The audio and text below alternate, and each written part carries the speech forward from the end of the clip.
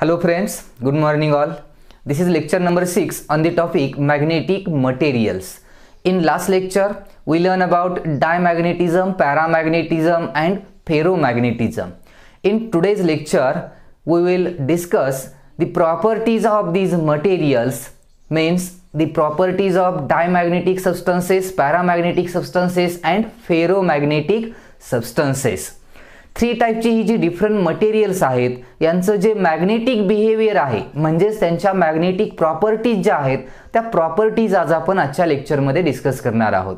आता या property discuss करताना फर्स्ट ती कोणती प्रॉपर्टी आहे आणि मग या थ्री मटेरियल्समध्ये ती प्रॉपर्टी कशी चेंज होते किंवा त्याचं बिहेवियर कसं आहे हे आपण कंपॅरेटिव्हली स्टडी करणार आहोत. एकाच वेळी एक प्रॉपर्टी तिन्ही टाइपच्या सबस्टन्समध्ये कशा टाइपमध्ये चेंज होते हे कंपॅरेटिव्हली स्टडी करता येईल. म्हणजे याचा फायदा असा होईल की तुम्ही याच्यावरून डिफरन्सही सांगू शकताय. थेरी एक्झाम मध्ये आपल्याला या दोन मटेरियल मधला कुठलाही डाय पॅरा, पॅरा फेरो किंवा डाय फेरो मॅग्नेटिक या डिफरन्स डिस्टिंग्विश बिटवीन विचारलं जाऊ शकतं. तर त्यासाठी तुम्हाला हे कंपॅरेटिव्हली स्टडी बेटर आहे करणं आणि तो लक्षातही राहतो व्यवस्थित. ओके, तर यामध्ये ज्या प्रॉपर्टीज आपण एक्सप्लेन करणार आहोत त्याचा काही पार्ट मागच्या लेक्चरमध्ये म्हणजे डाय पॅरा फेरोमॅग्नेटिझम स्टडी करताना एक्सप्लेन ऑलरेडी केलेला आहे. त्यामुळे तो जर व्हिडिओ बघितला असेल तर ह्या प्रॉपर्टीज तुम्हाला लगेच लक्षात येतील. सिंपल प्रॉपर्टीज आहेत. आपण स्टार्ट करूया. First property, effect of magnet. म्हणजे एखाद्या बार मॅग्नेटचा इफेक्ट या मटेरियल वरती काय होतो याचा अर्थ असा आहे की सिंपल कन्सेप्ट आहे. This is our diamagnetic substance and this is our bar magnet, and if I place this diamagnetic substance close to this bar magnet then what will happen. काय होईल असं विचारलंय आपल्याला इथं. म्हणजे डायमॅग्नेटिक सबस्टन्सला एका बार मॅग्नेटच्या क्लोज प्लेस केलं तर हा बार मॅग्नेट त्या डायमॅग्नेटिक सबस्टन्सला अट्रॅक्ट करेल, रिपेल करेल स्ट्रॉंगली की वीकली. ही प्रॉपर्टी आहे आपले. तर diamagnetic substance, if the substance is diamagnetic then such type of materials or substances are weakly repelled by the magnets. हे सांगितलंय मी रिपल्शन का होतं आणि पुढच्या प्रॉपर्टीत आपण ते बघणार आहोत. तर डायमॅग्नेटिक सबस्टन्स असेल तर मॅग्नेट्स त्या सबस्टन्सला काय करतात, वीकली, स्ट्रॉंगली नाही म्हणत मी, काय करतात ते वीकली रिपेल करतात. तेच सबस्टन्स जर पॅरामॅग्नेटिक सबस्टन्स असेल, those substances are weakly attracted. डायमॅग्नेटिकला वीकली रिपल्शन होतं, पॅराला मॅग्नेट काय करतात, वीकली अट्रॅक्ट करतात. आणि if the substance is ferromagnetic substances then because of the strong magnetisation such substances are strongly attracted by magnets. Magnet कडून असे फेरोमॅग्नेटिक सबस्टन्सेस असे स्ट्रॉंगली काय होतात, अट्रॅक्ट होतात. हा मेन बेसिक डिफरन्स होता यांच्यामधला. नाव if we place such materials in an external magnetic field, एखाद्या एक्सटर्नल मॅग्नेटिक फील्ड मध्ये आपण ही मटेरियल्स काय केली, प्लेस केली, तर काय होईल याला जर आपण विचार केला याचा तर आपण असं सांगू शकतोय की suppose this is our external magnetic field. Okay, now if we place a diamagnetic substance in this external magnetic field then काय होतं बघा. इनिशियली डायमॅग्नेटिक सबस्टन्सच्या ॲटमची मोमेंट झिरोच असते, मोमेंट नाहीये त्याला. But when such materials are placed in an external magnetic field then the magnetisation of this material takes place. या मटेरियलचं काय होतं, वीक मॅग्नेटायझेशन होतं. मॅग्नेटायझेशन होतं म्हणजे काय होतं तर या मटेरियलला एक नेट मॅग्नेटिक मोमेंट मिळते. म्हणजेच या मटेरियलचं मॅग्नेटायझेशन होतं पण ते वीक असतं. and the induced net magnetic moment is in the opposite direction of external magnetic field. Magnetisation होतं पण अपोजिट डायरेक्शन ना. याला आता नेट मोमेंट मिळाले मटेरियलला पण अपोजिट डायरेक्शन ना आहे आणि अपोजिट डायरेक्शन ना मोमेंट असल्यामुळे त्याचं रिपल्शन होतं. हे लक्षात ठेवा. मग हे जर मटेरियल पॅरा असेल तर पॅरामॅग्नेटिक सबस्टन्स मध्ये पॅरामॅग्नेटिक सबस्टन्सचं ही वीक मॅग्नेटायझेशन होतं, यालाही नेट मोमेंट मिळते but in the same direction of external magnetic field आणि म्हणून त्याला अट्रॅक्शन होतं. आणि असंच सेम फेरोमध्येही फेरोमॅग्नेटिक सबस्टन्स असेल तर याचं नेट मॅग्नेटिक मोमेंट मिळते पण स्ट्रॉंग मॅग्नेटिक मोमेंट असते. इथं मॅग्नेटिक मोमेंट कशी असते, स्ट्रॉंग असते आणि त्यामुळं स्ट्रॉंगली त्याला अट्रॅक्शन होतं. आता इथं सेकंड प्रॉपर्टी मग जर बघितली आपण, when all these substances are placed in an external magnetic field then first diamagnetic असेल तर काय होतं, ॲक्वायर वीक मॅग्नेटायझेशन, म्हणजे त्या मटेरियलचं वीकली मॅग्नेटायझेशन होतं इन अपोजिट डायरेक्शन, म्हणजे नेट मोमेंट जी मिळते ती कशी मिळते, अपोजिट डायरेक्शननं. पॅरा असेल तर acquire weak magnetisation in the same direction, magnetisation वीकच असतं पण सेम डायरेक्शननं. And if the material is ferromagnetic then such materials acquire strong magnetization in the same direction, आणि त्यामुळे ते स्ट्रॉंगली काय होतात, अट्रॅक्ट होतात. लक्षात आलं. Now see the third property. when such type of materials are placed in non uniform magnetic field, जर आपण याच सबस्टन्सेसना एखाद्या नॉन युनिफॉर्म मॅग्नेटिक फील्ड मध्ये प्लेस केलं. आता नॉन युनिफॉर्म मॅग्नेटिक फील्ड म्हटलं की कशी फील्ड म्हणतो आपण, non uniform means the magnitude of the field is not same at all the points. सगळीकडे मॅग्नेट्यूड सेम नसेल तर त्याला काय म्हणतो आपण, नॉन युनिफॉर्म मॅग्नेटिक फील्ड म्हणतो. Suppose this is our magnetic field which is non uniform magnetic field, अशी ही काय आहे इथं मॅग्नेटिक फील्ड आहे. Now here at this point magnetic field is weak and at this point magnetic field is strong. म्हणजे हे magnetic फील्डचे दोन पार्ट्स आहेत, हा स्ट्रॉंगर पार्ट आहे रिजन आहे, हा वीक रिजन आहे, वीकर रिजन आहे. आणि मग आपण जर एखाद्या मटेरियलला सपोज मी इथं प्लेस केलं, एक मटेरियल आहे and this is a diamagnetic substance. हे मटेरियल कोणतं आहे, डायमॅग्नेटिक सबस्टन्स आहे. And if this is a diamagnetic substances then आपल्याला माहिती आहे याला मॅग्नेटिक फील्ड काय करते, अट्रॅक्ट करते का रिपेल करते, त्याला रिपेल करते, वीकली रिपल्शन असतं. आणि मग या मॅग्नेटिक फील्डमध्ये याला प्लेस केलं तर हा मटेरियल रिपेल होईल, पण कोणत्या डायरेक्शननं, रिपल्शन झाल्यामुळं हा मूव कसा होईल, it moves from stronger part two weaker part. कारण इकडं मॅग्नेटिक फील्ड स्ट्रॉंग आहे, इकडं कसे आहे, वीक आहे. मग स्ट्रॉंग फील्ड त्याला स्ट्रॉंगली रिपेल करणार, फोर्स जास्त आला, फोर्स ऑफ रिपल्शन, आणि तो वीक कडे जाणार. आणि मग स्लोली हा मूव होतो from stronger region to weaker region. इथे लिहिलंय मी, such substances moves from stronger to weaker part of the field. Strong part कडून वीक पार्ट कडे ते काय होतात, मोशन मध्ये येतात. पण हाच सबस्टन्स जर पॅरामॅग्नेटिक सबस्टन्स असता तर पॅरामॅग्नेटिक सबस्टन्सला एक्सटर्नल मॅग्नेटिक फील्ड काय करते, अट्रॅक्ट करते, मॅग्नेट्स अट्रॅक्ट करतात. आणि अट्रॅक्शन असल्यामुळं इकडं असं हा काय होईल, मूव्ह होईल, म्हणजे स्ट्रॉंग मॅग्नेटिक फील्ड त्याला अट्रॅक्ट करेल.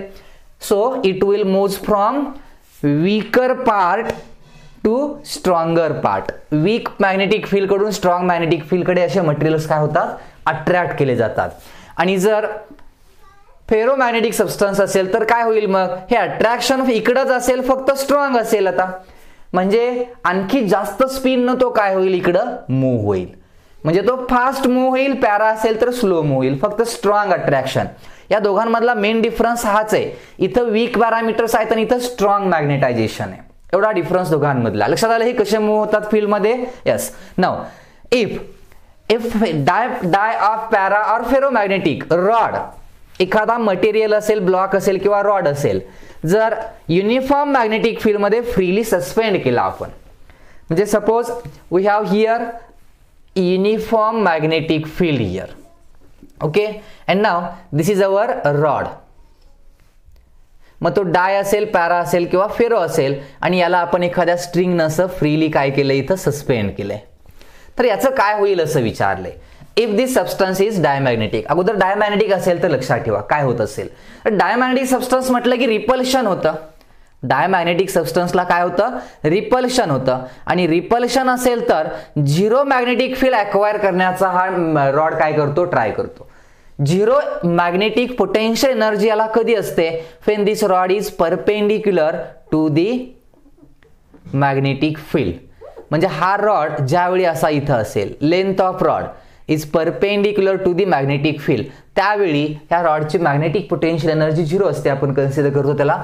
आणि मग या कंडिशनला इथं हा असा स्टेशनरी असतो in an external magnetic field. Magnetic फील्डमध्ये इनिशियली तो असाच असतो. मॅग्नेटिक पोटेन्शियल एनर्जी त्याची झिरो ज्यावेळी असेल त्यावेळी आपण तो स्टेशनरी आहे असं म्हणतो. लक्षात येतंय. तर इथं हा स्टेशनरी येतो. म्हणजे कसा आहे तो, तर रॉडची लेंथ ही मॅग्नेटिक फील्डला कसे परपेंडिक्युलर, म्हणून इथं लिहिलंय freely suspended rod aligns itself perpendicular to the direction of magnetic field. Magnetic फील्डच्या डायरेक्शनला तो कसा असतो, परपेंडिक्युलर असतो. लक्षात ठेवा, सिंपल कन्सेप्ट एक.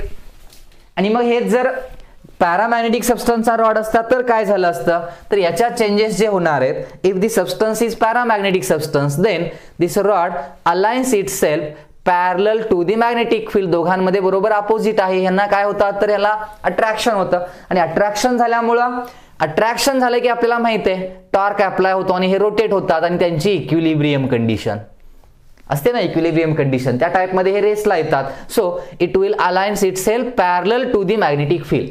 लक्षात ठेवा, रॉड असेल, डायमॅग्नेटिक असेल तर मॅग्नेटिक फील्डला तो परपेंडिक्युलर स्टेशनरी असतो, स्वतःला परपेंडिक्युलर करून घेतो तो. आणि जर हा मटेरियल जर हे पॅरामॅग्नेटिक असेल तर हे मॅग्नेटिक फील्डला कसं राहतं, पॅरलल राहतं. आणि तेच फेरोमॅग्नेटिक मध्ये freely suspended rod aligns itself parallel. Parallel असतात कधी, जर तो पॅरा किंवा फेरोमॅग्नेटिक असेल रॉड. आणि हाच रॉड परपेंडिक्युलर कधी असतो एक्सटर्नल फील्ड मध्ये, if the substance is diamagnetic substances. हा एक पार्ट आहे, लक्षात ठेवा, सिंपल पार्ट आहे. सोप्या प्रॉपर्टी सांगतोय मी इथं. यामध्ये पुढची प्रॉपर्टी जी आपण घेणारे पॅरामीटर्स आहेत, पण यामध्ये आणखी काही एक्स्ट्राचा पार्ट सांगतो मी, की यात काही टेक्स्टबुकमध्ये ह्या प्रॉपर्टीज अशाही दिलेल्या आहेत. Suppose we have a U shape tube.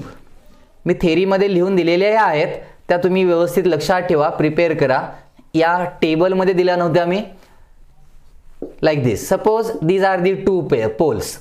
म्हणजे या दोन पोलच्या मध्ये काय आहे, आता मॅग्नेटिक फील्ड आहे. Now here in this tube, U shape मध्ये ट्यूब आहे एक, आणि या ट्यूब मध्ये लिक्विड फिलअप केलं. आता मॅग्नेटिक फील्ड वगैरे नसताना दोन्ही आर्म्स मध्ये असलेली लिक्विड लेवल सेम असणार आहे. But here now this one arm of this tube is placed in an magnetic field. दोन पोलच्या मध्ये याचा एक आर्म जर प्लेस केला, हा नाही, इथं फील्ड नाही असं म्हणूया आपण. And now this substance is diamagnetic liquid. हे लिक्विड कोणतं आहे, आता डायमॅग्नेटिक लिक्विड आहे. तर मग काय होईल सांगा, इथं जर हे लिक्विड डायमॅग्नेटिक असेल तर एक्सटर्नल मॅग्नेटिक फील्ड त्या लिक्विडला काय करते, रिपेल करते. And because of the repulsion the liquid level in this arm lowered. इकडची लिक्विड लेवल काय होते, लोअर्ड होते, इथं आली असेल. आणि इकडची लोअर झाली म्हणजे इकडची हायर होते, रेज होते इकडची लिक्विड लेवल. आणि जर असं झालं असेल तर आपण सांगू शकतोय की हे लिक्विड कोणतं होतं, डायमॅग्नेटिक होतं. हे याच्यावरून सांगू शकतोय, टेस्ट म्हणू शकतोय आपण याला. And if this liquid is a paramagnetic liquid, तर काय झालं असतं, जर हे लिक्विड पॅरामॅग्नेटिक असेल then the external field will attract this liquid.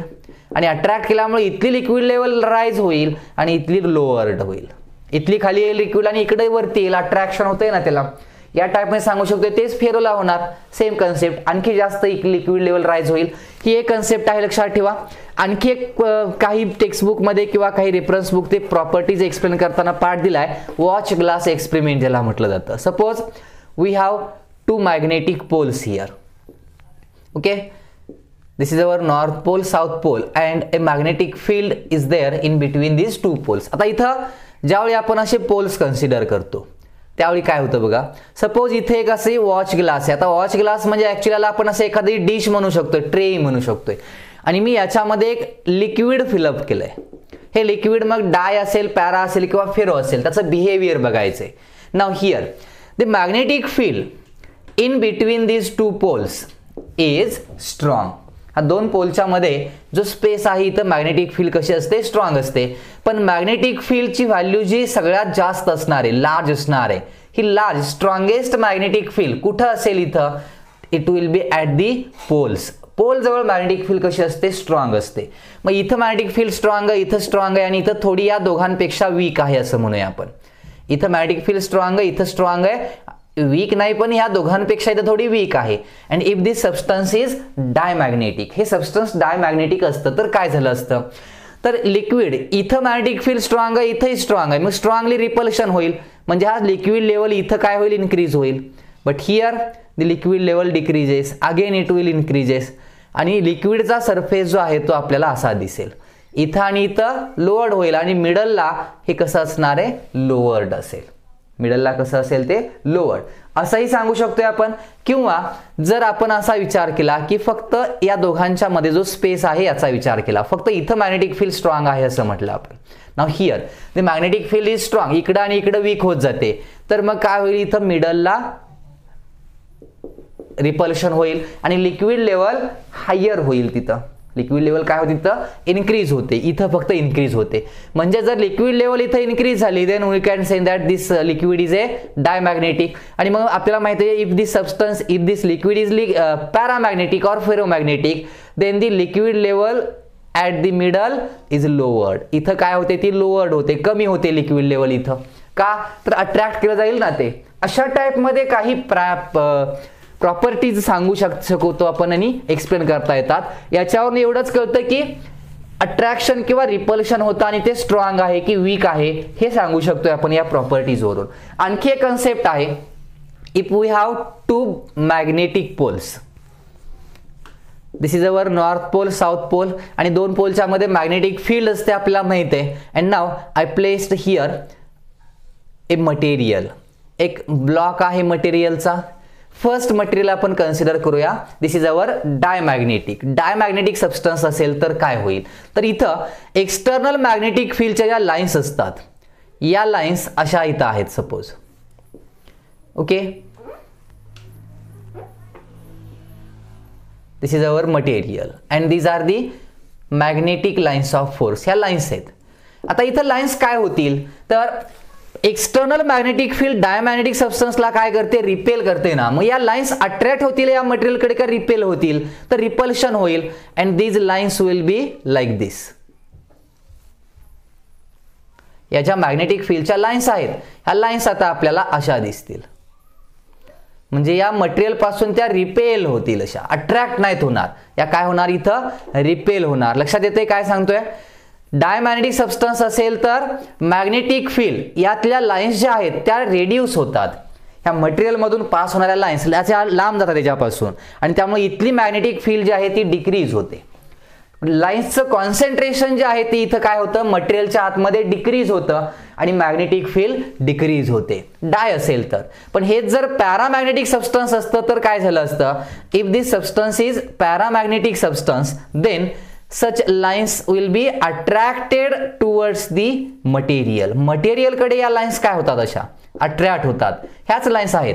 इथं रिपेल झाल्या, इथं काय झाल्या, अट्रॅक्ट झाल्या. Now the concentration of lines is increased. म्हणजे इथं मॅग्नेटिक फील्डचे लाईन्सचं कॉन्सन्ट्रेशन इन्क्रीज झालंय, फील्ड इन्क्रीज होते. आणि हा फेरो असेल तर लाईन्सचं कॉन्सन्ट्रेशन आणखी जास्त असणार आहे, स्ट्रॉंग फील्ड असेल, इथं स्ट्रॉंगली अट्रॅक्शन असेल. म्हणजे तुम्हाला जर मॅग्नेटिक फील्ड हे आपण ही कन्सेप्ट गॅल्व्हॅनोमीटर मध्ये यूज केली होती बघा. गॅल्व्हॅनोमीटरच्या कॉइलच्या आतमध्ये एक आपण सिलेंड्रिकल आयर्न कोअर यूज केला होता आणि त्या कोअरमुळे ती मॅग्नेटिक फील्डच्या लाईन्स अशा अट्रॅक्ट झाल्यामुळे रेडियल मॅग्नेटिक फील्ड तयार झाली होती. हे रिझन होतं त्याचं. फेरो असेल तर सगळ्याच लाईन्स अशा अट्रॅक्ट होतात, पॅरा असेल तर काही प्रमाणात होतात, वीकली अट्रॅक्ट होतात आणि फेरो असेल तर वीकली रिपल्शन होतं. या टाईपमध्ये आपण या प्रॉपर्टीज एक्सप्लेन करू शकतोय. लक्षात ठेवा फक्त. आता काही नेक्स्ट पॅरामीटरशी रिलेटेड प्रॉपर्टीज आहेत की ससेप्टिबिलिटी कशी असते. If the substance is diamagnetic then the susceptibility of material is negative and small. लहान असते, स्मॉल असते, पण निगेटिव्ह असते. If the material is paramagnetic then the susceptibility is positive but small. And if substance is ferromagnetic, susceptibility is positive but very large value असते. नंतर तसंच same परमॅबिलिटीचं सांगू शकतोय.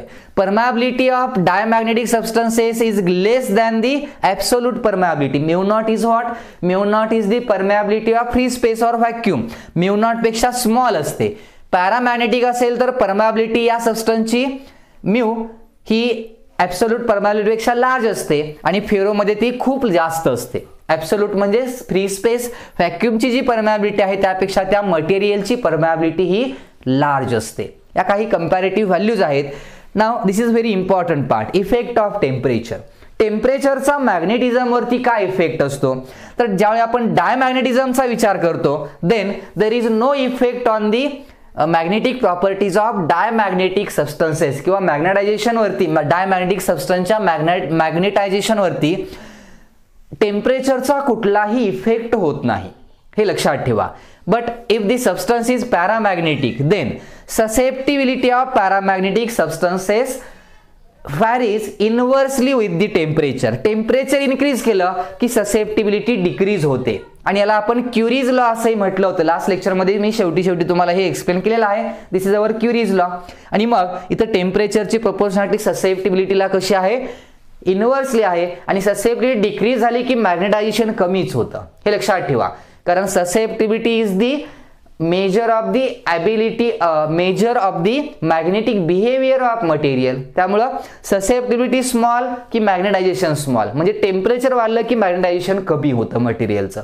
आणि तसंच सेम फेरोमध्ये आहे, पण फेरोमध्ये स्मॉल चेंज आहे. आता हा स्मॉल चेंज काय, तर इथं टेम्परेचरशी रिलेटेड एक कन्सेप्ट आहे ज्याला आपण क्युरी टेम्परेचर म्हणतो. एक थेरीमध्ये 1 मार्कचा क्वेश्चनही असू शकतो हा, क्युरी टेम्परेचर. याला इफेक्ट ऑफ टेम्परेचर असं टायटल दिलेलं आहे टेक्स्टबुक मध्ये. Effect of temperature on the ferromagnetic substances. म्हणजे काय, जर आपण टेम्परेचर इन्क्रीज केलं, suppose this axis represents temperature and this axis represents the susceptibility of the material. ससेप्टिबिलिटीची व्हॅल्यू रिप्रेझेंट करते.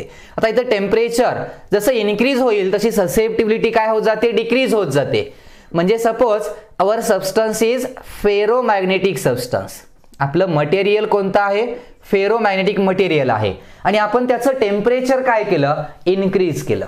त्या मटेरियलचं टेम्परेचर काय करायला सुरू केलं, इन्क्रीज केलं. तर त्याची ससेप्टिबिलिटी आणि मॅग्नेटिक प्रॉपर्टीज काय होत जातात, कमी होत जातात. आणि एका पर्टिक्युलर टेम्परेचरला त्या फेरोमॅग्नेटिक सबस्टन्समध्ये असलेलं जे डोमेन स्ट्रक्चर आहे, लास्ट लेक्चरमध्ये एक्सप्लेन केलंय मी, ते डोमेन स्ट्रक्चर डिस्ट्रॉय होतं. डोमेन स्ट्रक्चर काय होतं, डिस्ट्रॉय होतं. And the material loses its magnetism. मटेरियलचं मॅग्नेटिझम काय होतं, व्हॅनिश होतं. And the substance acts as a paramagnetic substance. म्हणजे तो सबस्टन्स आता पॅरामॅग्नेटिक सबस्टन्स सारखा ऍक्ट होतो. कोणता सबस्टन्स, फेरो. आणि त्या पर्टिक्युलर टेम्परेचरला आपण म्हणणार आहे क्रिटिकल टेम्परेचर, किंवा त्याला काय म्हणतो आपण, क्युरी टेम्परेचर. कोणतं टेम्परेचर, क्युरी टेम्परेचर. म्हणजे हे असं टेम्परेचर आहे, Curie temperature is the temperature above which the ferromagnetic substances acts as a or converted into paramagnetic substance. Ferromagnetic substance पॅरामध्ये कन्वर्ट होत असेल तर त्या पर्टिक्युलर टेम्परेचरला काय म्हणतो आपण, क्युरी टेम्परेचर म्हणणार आहे आपण त्याला. आणि या क्युरी टेम्परेचरला डोमेन स्ट्रक्चर जे असतं फेरोमॅग्नेटिक सबस्टन्स मध्ये असलेलं, ते डोमेन स्ट्रक्चर डिस्ट्रॉय होतं आणि तो सबस्टन्स कन्वर्ट होतो कसल्या टाईपच्या मटेरियलमध्ये, पॅरामॅग्नेटिक. मग इथं जर आपण डायग्राम ड्रॉ केली तर ही डायग्राम अशी आहे. व्हेरिएशन असं आहे. And suppose this is our particular temperature TC, Curie temperature. Okay. आणि मग हे असं व्हेरिएशन मिळतं. म्हणजे इथून इथपर्यंत टेम्परेचर असेपर्यंत तो फेरोमॅग्नेटिक सबस्टन्स असतो, पण याच्या पुढे गेला की तो काय झाला, पॅरामॅग्नेटिक सबस्टन्स झाला. आणि त्यामुळं ससेप्टिबिलिटी जर कॅल्क्युलेट करायची असेल किंवा व्हेरिएशन द्यायचं असेल तर ते व्हेरिएशन इथं असं कन्सिडर केलं जातं, T minus TC. TC value cut करून, म्हणजे एवढाच पोर्शन फेरोमॅग्नेटिक. इथपर्यंत मटेरियलचं टेम्परेचर इथून इथपर्यंत तुम्ही इन्क्रीज करताय तोपर्यंत तो फेरोमॅग्नेटिकच आहे, त्याचं व्हेरिएशन तुम्हाला मिळतंय. But above the critical Curie temperature the material will be converted into paramagnetic material. हा क्युरीज लॉच म्हणतो आपण याला, इथंही बघितलेला आहेच तो. अँड नाव हे रिलेशन मी इथं लिहिलेलं आहे, ससेप्टिबिलिटी कशी चेंज होते फेरोमध्ये ते. आणि मग याला आपण असंही लिहू शकतोय C divided by T minus TC. C is our Curie constant. किंवा पॅरामध्ये लिहायचं असेल तर हे असं लिहितो आपण, चा equal to C by T असंही लिहितो आपण याला. फेर C is our Curie constant. हे टेम्परेचरचा इफेक्ट आहे कशावरती, मॅग्नेटिक ससेप्टिबिलिटीवरती किंवा त्याच्या मॅग्नेटायझेशनवरती, मॅग्नेटिक प्रॉपर्टीजवरती या डिफरंट मटेरियल्सच्या. Now these are the 3 materials. Next property is removal of magnetising field. ही इम्पॉर्टंट प्रॉपर्टी आहे. म्हणजे आपण ज्यावेळी या सबस्टन्सेसना मॅग्नेटिक फील्डमध्ये प्लेस करतो त्यावेळी त्यांचं काय होतं हे बघितलं आपण. But when we remove the external magnetic field then what will happen. हे काय होतं तर यामध्ये कन्सेप्ट अशी आहे, if we remove the external magnetic field off diamagnetic substances then the magnetization gets lost. Loses its magnetization, त्याचं magnetization destroy होतो, तो आहे असा परत होतो. तसंच सेम पॅरामध्ये आहे, तर ॲटम्स रोटेट होतात आम्ही सांगितलं होतं, आणि मग एका डायरेक्शन सगळे ॲटम्स आले की त्याला मॅग्नेटायझेशन आलेलं असतं, मोमेंट आलेले असते. एक्सटर्नल फील्ड काढून घेतली की ते मोमेंट मॅग्नेटायझेशन परत निघून जातं, व्हॅनिश होतं. आणि सेम तसंच फेरोमॅग्नेटिक मटेरियल असेल तर यातला मेन चेंज, या दोघांमध्ये मॅग्नेटायझेशन व्हॅनिश होतं, but in case of ferromagnetic substances these substances acquire permanent magnetism even after the removal of external magnetic field. External magnetic field आपण रिमूव्ह जरी केली तरी त्यामध्ये एक परमनंट काय असतं, मॅग्नेटायझेशन असतं, आपल्याला माहिती आहे, कारण त्यामध्ये डोमेन स्ट्रक्चर, डोमेन रोटेशन होतात, फ्लिप होतात आणि परमनंट मॅग्नेटिझम येतं त्यामध्ये. इथे एक्सटर्नल मॅग्नेटिक फील्ड रिमूव्ह जरी केली तरी ती मॅग्नेटिक फील्ड रिमूव्ह जरी केली तरी त्याच्यामध्ये परत ते डोमेन्स तयार होत नाहीत आणि त्या मटेरियलला एक परमनंट काय येतं, मॅग्नेटिझम येतं. हा पार्ट लक्षात ठेवा आणि या प्रत्येकाची एक्झाम्पल्स लिहिले तिथं सिंपल आहे, लक्षात ठेवा, तुम्हाला काही अडचण नाहीये एवढे पार्ट लक्षात ठेवण्यासाठी.